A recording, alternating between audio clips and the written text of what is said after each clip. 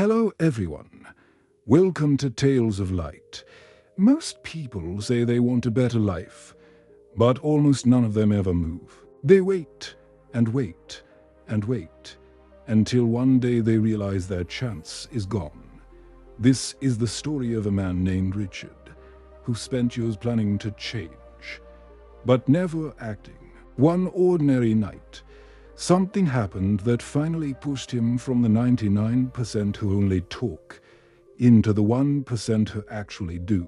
And as you listen, you may start to see your own life inside his story. Tales of Light is a storytelling channel that shares simple stories with deep lessons for daily life on YouTube. You might be sitting right now with a dream in your heart, a plan you have repeated in your mind many times. Maybe you say you will start next week, or when you have more money, or when you feel ready. Richard said the same things for years, but this story ends with him becoming a very different man from the one who kept waiting. The real question is not what happened to him. The real question is this: what will you do when the story is over? Will you go back to your old patterns, or will you finally take one real step? Stay with this story until the end and answer that for yourself. Richard was the kind of man people called nice and responsible. He had a stable office job, paid his rent on time, and never made trouble. On the outside, his life looked fine. On the inside, he felt like he was quietly sinking. Every morning, he woke to the same alarm, at the same time, to live the same day. He sat in traffic, listened to the same radio station, walked into the same gray building, and smiled at the same small jokes he did not really find funny anymore. His dream was simple. He wanted to start his own small online business, help people, and work with more freedom. But his habits were also simple. He came home tired. He told himself he would work on his dream after dinner, after one show, after he rested a little. Then the night would pass. His notebook of ideas sat on the shelf, waiting. Days turned to months. Months turned to years. Friends around him talked the same way. One wanted to get fit. Another wanted to write a book. Another planned to move to a new city. They liked talking about their plans. It made them feel good for a moment. Then they went back to doing nothing different. Richard did the same. He said things like one day, and when the time is right. Still, something inside him refused to die. On quiet nights, when the city noise slowed down, he would feel a heavy question in his chest. Is this really it? Is this all there is for me? Those questions scared him, so he would grab his phone and distract himself. But the questions never truly left. They simply waited. One evening, his company invited everyone to a meeting. A man from management gave a long talk about changes and new targets. Then he said something that stayed in Richard's mind. Most people will not grow with this company. Not because they cannot, because they will not take responsibility for their own growth. Those words hit deeper than any motivational quote. On the way home that day, sitting on the crowded train, Richard watched the tired faces around him. Some scrolled on their phones, some stared at nothing. For the first time, he wondered how many of them had once had bright dreams that slowly faded into routine. And he wondered if he was becoming one of them. The real turning point began with a simple email. One night, after another long day, Richard opened his inbox and saw an invitation. It was for a weekend workshop on building a side business. It was not expensive. It was only 2 days. It was exactly the kind of thing he had said he would do when he was ready. For a moment, he felt a spark of excitement. Then his mind did what most minds do. It started making excuses. He told himself he was too tired. He might have extra work that weekend. Maybe he should wait for a better program. Maybe he should first read a few more books. His chest felt tight. It was only a workshop, but it felt like a test of who he really was.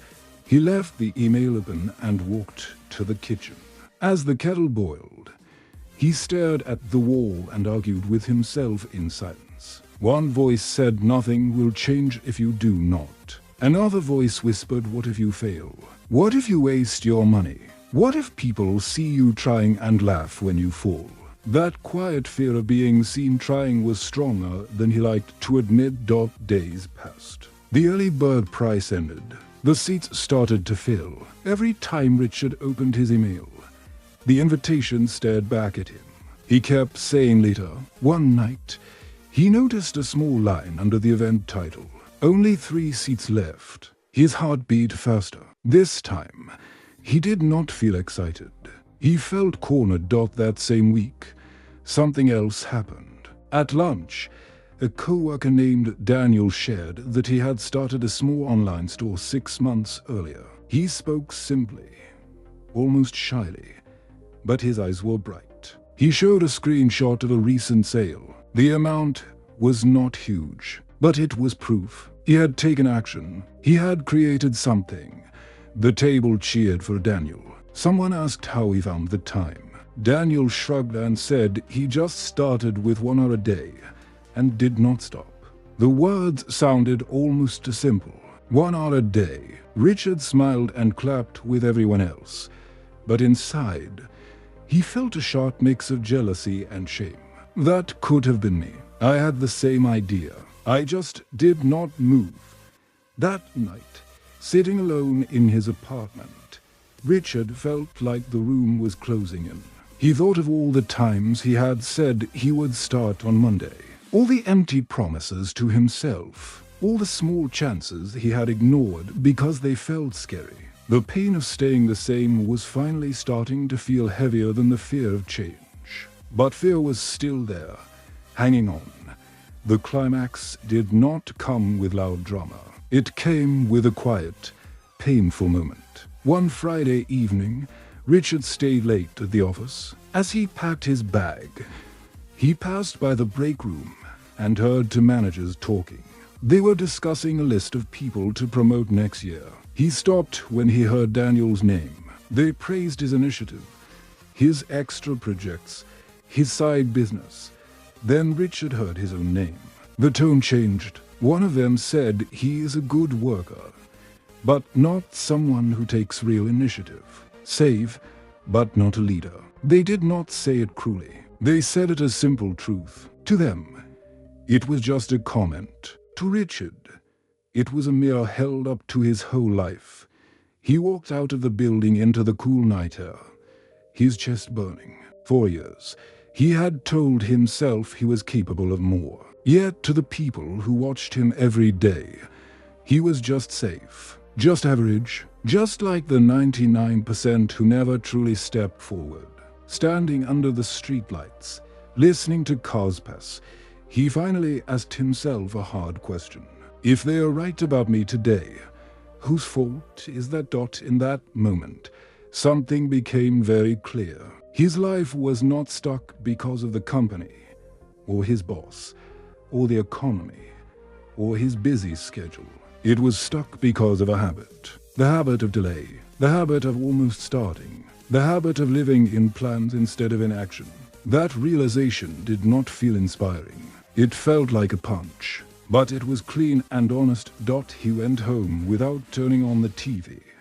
He opened his laptop, found the email about the workshop, and saw there was exactly 1 seat left. His heart pounded. The same fear rose up again. What if I fail?